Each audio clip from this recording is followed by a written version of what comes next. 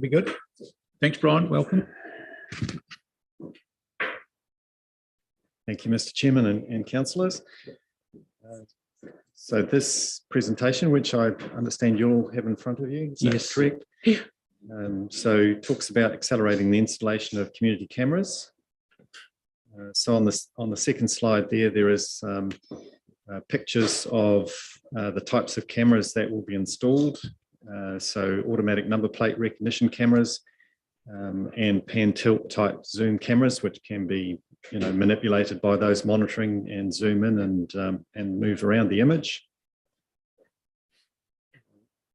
So this obviously has come from the CCTV Working Party, which a number of the councillors around the table here have been involved in those meetings with the Working Party.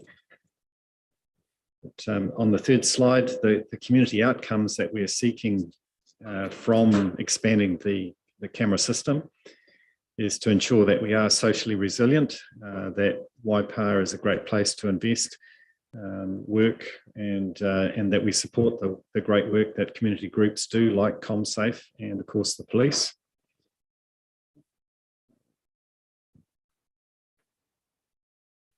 And so that we are economically progressive, that we make financially sustainable decisions and work programs. Okay, thanks. We've got it up there on the wall now. Very good. That's easier than looking at my screen, which is changing shape every time I move a slide. Okay, so the CCTV strategy has been developed, and we did go to Safer Cities, who helped us with an overarching strategy to make sure we were investing in the right sort of technology and systems, and that we were choosing the right cameras in the right locations to provide the benefit that our community groups and police wanted to see.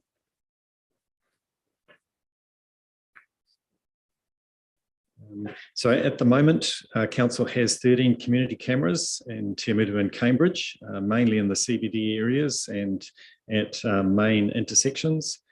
And those cameras are monitored at different times by the police and community safety volunteers. And normally it's in those trouble times or when trouble's likely to occur. So at the moment, the District Council meets all those costs, and it comes from our transport program. And that's, costs include the licenses of software and storage and power, broadband, cleaning, all that sort of thing, repairs. And a working group oversees the project as a whole, and we have some regular meetings throughout the year.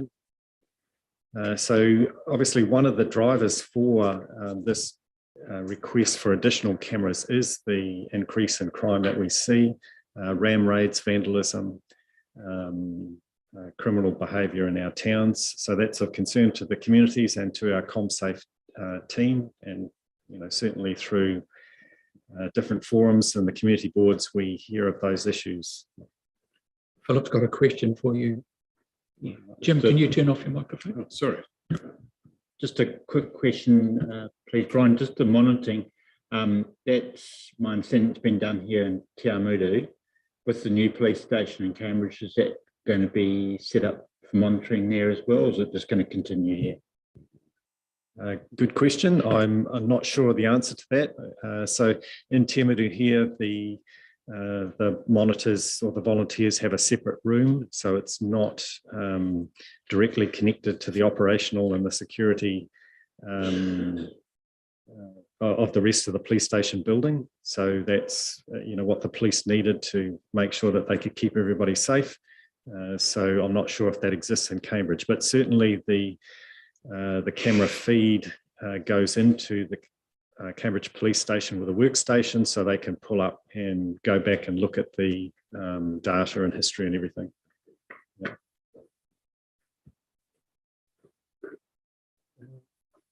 So the working group have requested that installations. So we had a small amount of budget for some new cameras for the 21-24 period, but that wasn't going to take us very far in the strategy for expanding the network and providing all of the improvements that were sought by the group. So we have after the Safer City strategy met and looked at options for increasing the number of installations and prioritise those. And obviously the Better Off funding provides an opportunity for that to happen now. But going with the installation, obviously if we more than double the number of cameras, then that does increase the operating costs above the long-term plan budgets. And some would need full rate funding because they're not transport related and where we currently fund the program. So moving forward, once we have more cameras, there is a need for the next LTP to increase those operating costs. So then just moving to the priority sites. So installation of a couple of cameras in Kiki, including an automatic number plate recognition camera. So basically getting the south side of traffic entering the district on the state highway. and excuse me, a point and zoom camera there on the main street also, so that it can be used to monitor activity in the town. And then priority sites in Cambridge, ANPR cameras in the main street, and also the skate park, a point and zoom camera, and potentially perhaps a lower priority camera, but also desirable to have one near the Halley's Lane car park, where there is a public toilet block and things can happen there at night. Another good location. Yes, yeah. Yeah, so while we have some cameras in some of these locations at the moment, these are proposed either camera changes or additional cameras. Yeah. Yep. So within Tiamutu, again, priority 2 sites is a camera at the new skate park, which has been developed and is a fantastic facility, and we certainly want people to be using that safely and to feel safe being there. And a couple of ANPR cameras to get traffic entering the town from Prongia and State Highway 3 Ohaupo Road.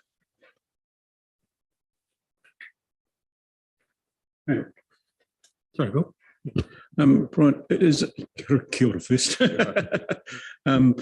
it a matter of principle that we have these cameras at skate parks? So is Prongia and Tiamutu identified to have cameras there as well?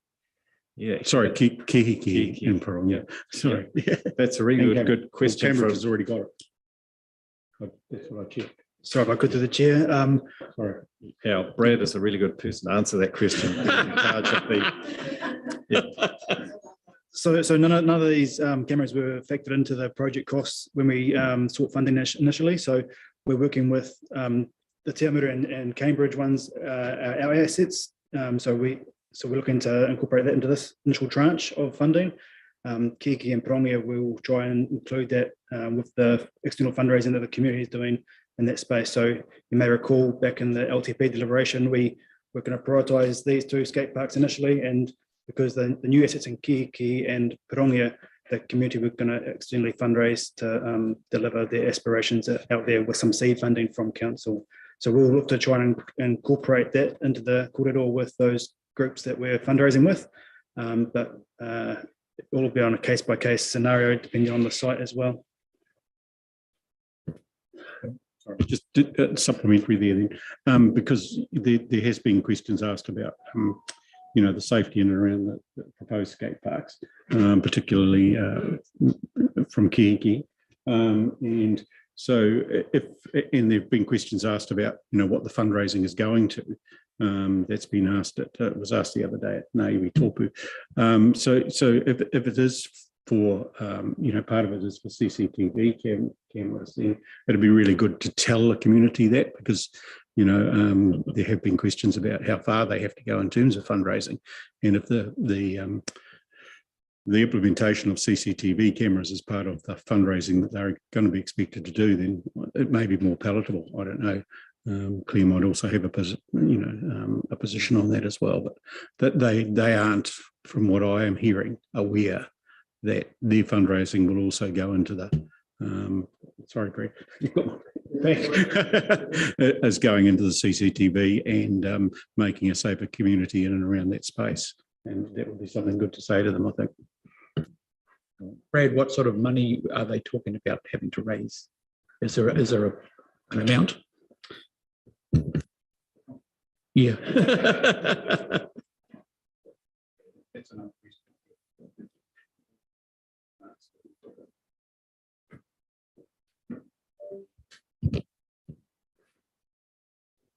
So we've started, you recall in Kihiki, there's Te Paparoa, a community group there that came and presented during the long-term plan. And so they've got aspirations for how they want to see the skate park. So they have already had some dialogue with our designer that we've used for the other two sites. And so they are fundraising to deliver a skate park of that scale. I've got Mitch O'Brien here from Project Delivery as well to support me if I do go wrong, but I think they're in the vicinity of $600,000 that they're looking to raise, and they're very confident they can achieve that. And so that's the skate park of the scale that they want, plus some amenity features around that. So we'll begin the dialogue with them just on CCTV to see whether they can include it in their work, or whether there's potentially a future tranche of CCTV that we might do in the future as budget allows. Yeah.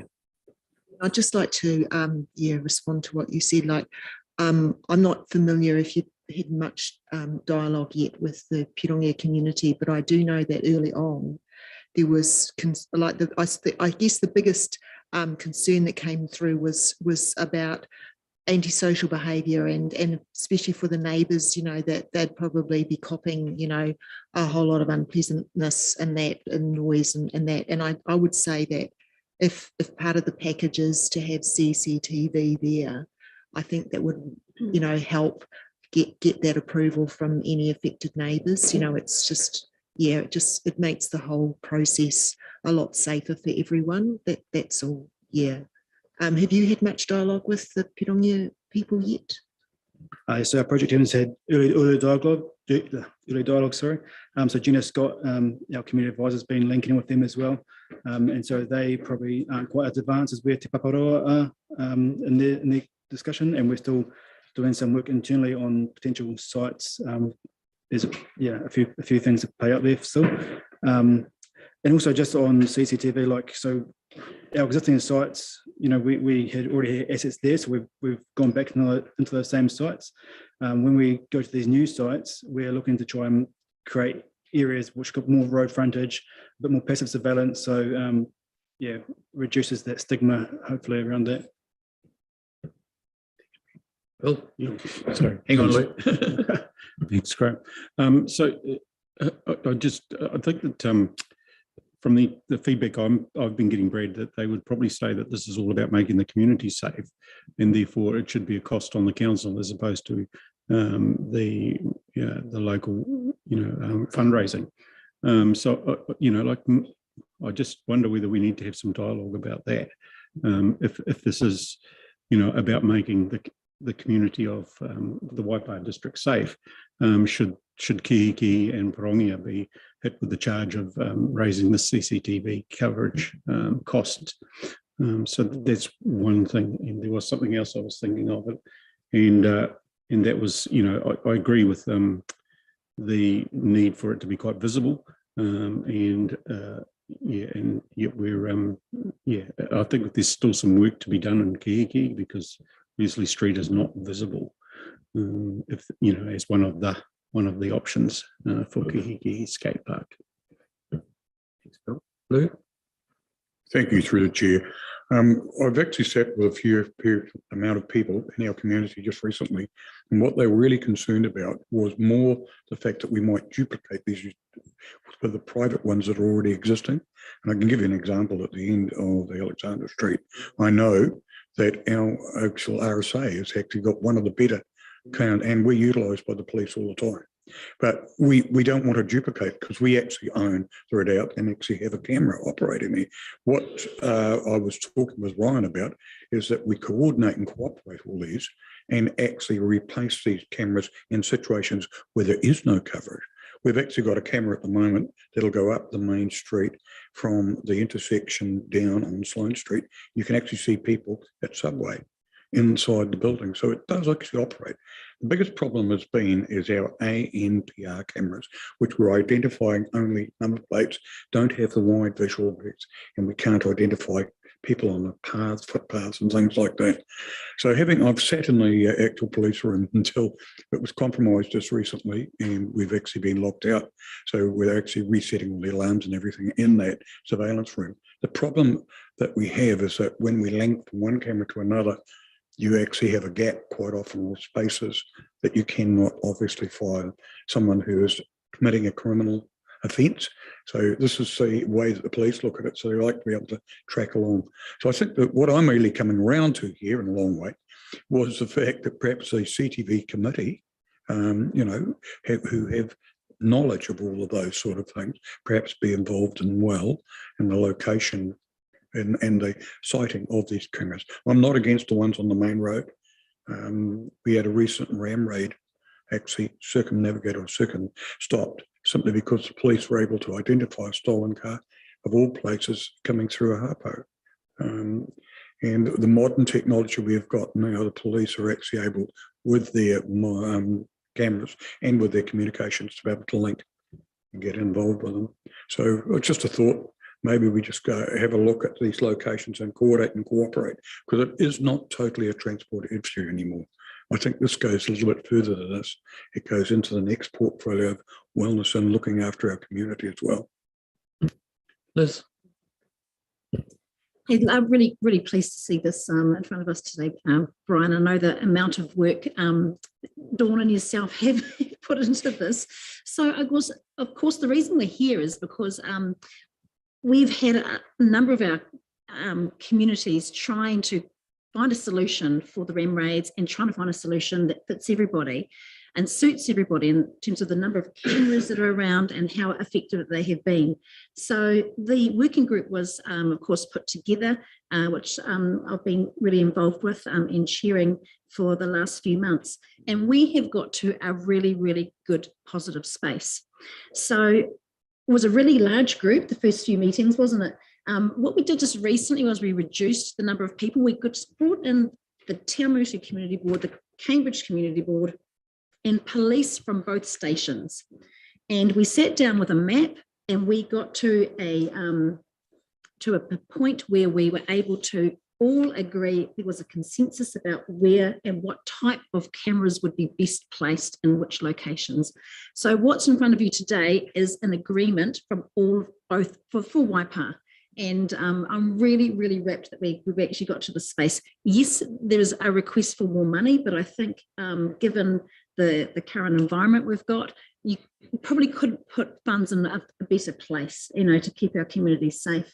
So, yeah, I'd just like to support what the staff have done and the amount of work that has taken to get to this space, but just know that this is fully endorsed by both police and also the community boards and all the people that that have been involved with this project for a period of numerous years, actually.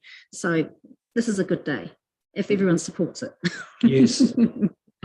Go again, Luke. Respond to that, I actually defer to Liz. So, as I say, I didn't realise that you'd actually gone through that, because the original committee was a little bit, as you say, large and quite clumsy.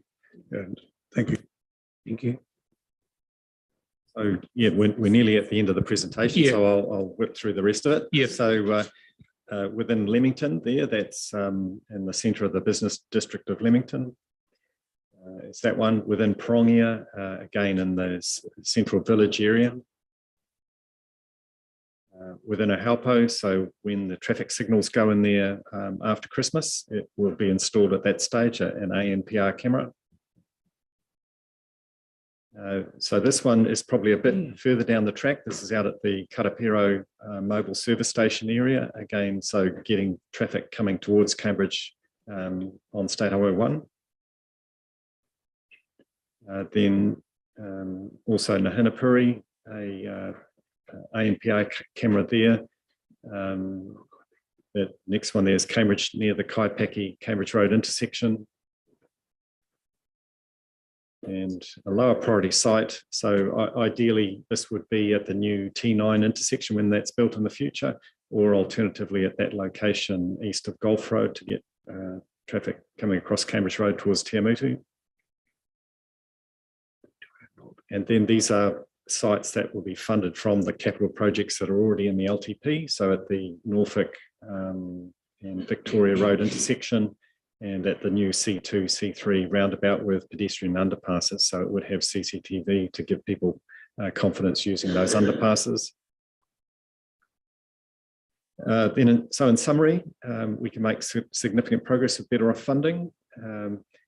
CapEx of 250K delivers those high priority cameras, and we need that OPEX money as well to get us through to the end of the current LTP period. So the current OPEX in the LTP is the transport budget, 90,000 a year. And there is a small amount of money, between now and June 24 for cameras as well. So that makes up part of the capital. But in the future, managing down the operating costs is quite key because at the moment, around $90,000 for the communications and maintenance on the existing camera network. So that cost could more than double with additional cameras. So as we get into this, we'll be looking very carefully at what those costs are and how we can manage those costs down.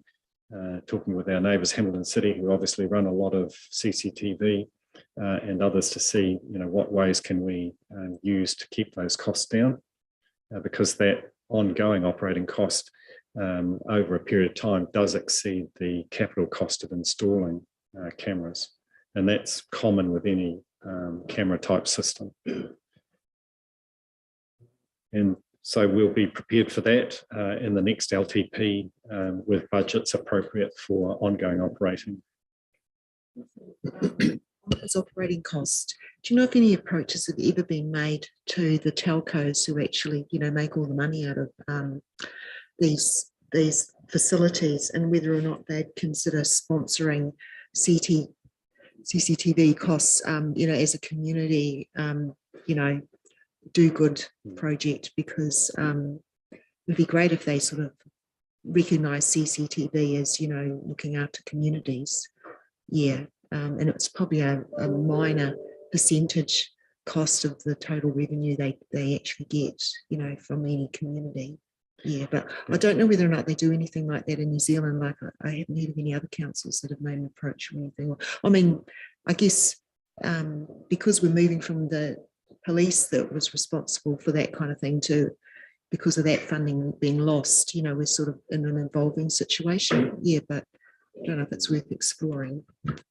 Yeah, I think it's certainly worth exploring, because the communication costs, the broadband costs, are a significant portion of the operating cost. So if we can lower that cost in any way, then that's certainly worth exploring hard.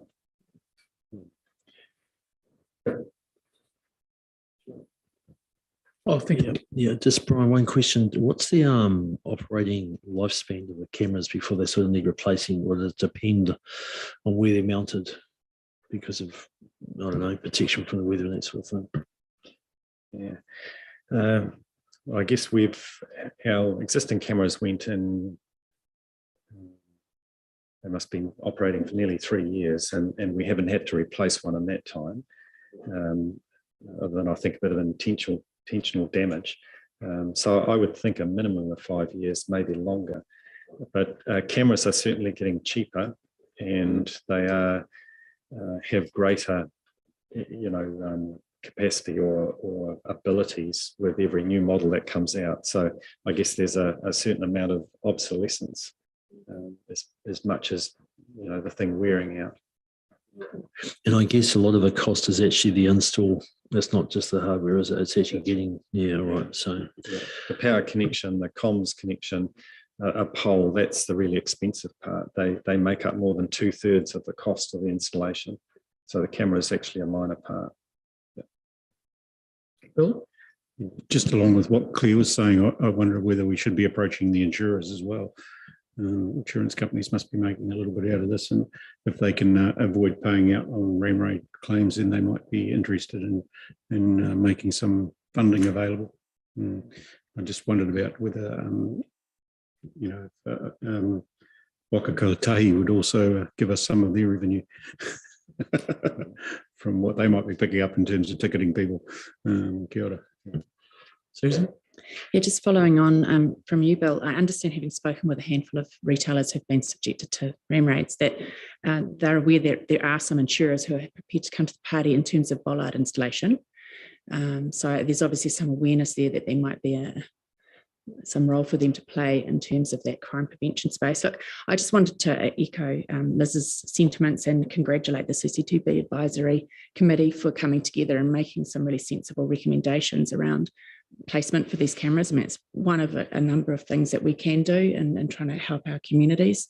Interestingly, talking with people at Spark the other day, they were concerned about it's less on a personal level. I think it was more a case of what this does to the fabric of our communities. If some of these organised or businesses get targeted and they think it becomes cost prohibitive to stay here and they leave town, and what that then does in terms of sort of the domestic economy of our town. So there's certainly an awareness at that level that this is something that we need to have a role in. So yeah, thank you for bringing it. I think it's really important.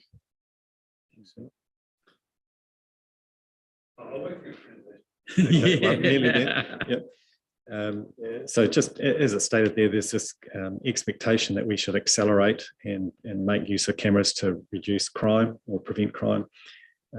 So, I just wanted to hear your thoughts around the table today about that level of investment and ongoing operating costs and the pace of installation. But there appears to be some comfort in that. Yep. The next steps with the Better Off funding approval is probably to come back to the Service Delivery Committee in the next triennium, because we would need to extend the contract with Datacom as a variation to get the installation and everything done. So then in installation in 2023. And that is the end of the presentation. Thank you, Brian. Marcus? I'm just wondering about rural communities like Pukeatua and Arapuni and things like that to help with the boy racing issues as well. And I don't think it's fair that council has to pay 100% of the ongoing costs, like for broadband and things like that. Like, could we not look at sharing that with our police partners and things, because we are kind of, doing their job as well. Like, it's hand-in-hand process. And with these new cameras and the amount of cameras, like, I was down at the room at the police station for the people to monitor them. It's not set up well for volunteers to go and monitor the cameras. Like, they've got to go down to the public toilets down by the courthouse and things like that. And that's not appropriate if it's 1 a.m. at night and you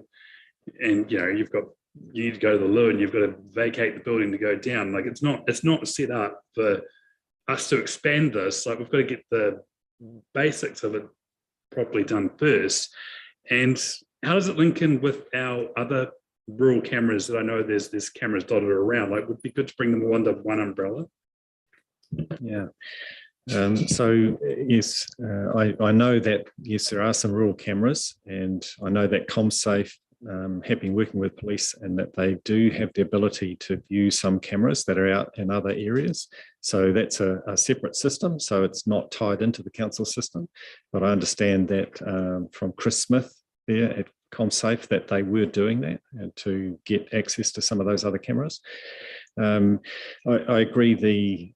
I guess that office space in the police station was something that they obviously had available, and it provided some synergies for them to be able to step, from the police station into that space to be able to do some monitoring themselves as they needed to. And it was, self-contained and lockable and everything, but not the ideal space for it. Potentially that monitoring, office or space could move to another location that had a toilet, maybe within one of the council buildings. It doesn't have to be in the police station, but obviously it's convenient for the police to have it there. Yeah. Police, but not for the volunteers. Yes, yeah. And I think, like, if this is really helping the police in their work, and stuff. So I mean, it just seems a bit one-sided. Like the police aren't giving anything to us to contribute to costs or manning it or yeah. Yeah, no, you're right. You're quite right. I mean, the police obviously had a fairly tight budget, and they haven't been able to fund anything to date. But yeah, that's an ongoing conversation I guess we can have with them at a high level. Yeah, so mate, there's potential for some of those rural cameras to be linked into that other system, and I think there might be some already that are linked into that system. But the new cameras, I'm not aware that there's anything at Pukeata or Arapuni or because capture that traffic coming from South Waikato and the boy races that go out there. Like, is there any? Not in this proposal at this stage. No. I guess you know the earliest ANPR camera would be at Lion Street and Kiki there. And I guess that came from the police sort of feedback about where, you know, the greatest volume of traffic is, and so the greatest likelihood of spotting a stolen vehicle or a vehicle of interest at that location. Yeah. But as I mentioned, some of those community cameras that are out in rural communities, the ComSafe team have got some ability to tap into some of those, so that might give them some information. Yeah. Through you, I actually agree with you totally with that. And the room is actually only just an add-on, and it was supplied. But I do like the idea of what you're talking about. And perhaps we look at another location at some stage, because as I say, the police have got to have a secure area, and we can't get from that into the police station, as Marcus has just said. So go to the toilet or anything else, you've got to go outside. They're doing a promotion at the moment in the community through the key ComSafe to try and get more people to do the monitoring. At the moment, the monitoring is actually very short-sighted. It's short-term sometimes. If you've ever sat there, it gets boring after 2 hours sitting looking at screens all day, and it's very hard to know which screen to look at. So it's quite a complex issue. You've got a whole wall of screens. You've got your little control in front of you, so it is quite a difficult thing to do. I know I wouldn't do it again. Once was enough, thanks. Mike? Just one more thing, picking up on all these cameras around the place. Is there, I'm sure there's an ad hoc sort of register, like the police have used our cameras at school a couple of times, but it's ad hoc, there's no structure to it. Is there anything to actually, like a pin drop or something, or where people are interested that police could access their cameras to get something out through the chambers or something, Chamber of Commerce's or something like that, where people could say, well, actually, we've got cameras, this is what they are, or just a quick form to fill in. So police have actually got a database of other places they could access if they're looking for vehicles. I do know that the police have got some pretty good intelligence about where cameras are that they frequently use to get information. So that's certainly going on. And they also have close ties with some of the security firms who are, you know, managing these systems for people. All right. Yeah. And look, just to wrap up, I guess, like the CCTV group that we've got, the community group, we won't see, you know, we will continue to meet and I guess look to tweak and improve and expand maybe as the need arises. But I think, you know, what Brian and Dawn put in front of you now is where we've got to, and I think it's a really good outcome. So it doesn't stop here. It's something. It's always going to be an ongoing thing, isn't it? Thank you. Thank you, Brian, Matt, Brad, everybody else. Anything, Chairman, just support for where we've got to and for all the hard work everyone's done, but and an indication. Obviously, we're comfortable around this table with the sort of dollars that have been indicated to us, and I know we're going to have to pick some of those up in the next LTP. But look, I think from the support that this will give to the police and our community, more importantly, we're all on the same page around the table. So yeah, you can take it from there, although we can't pass any resolutions, that you've got support to get on with it. So, yeah. Good stuff. Okay. All right.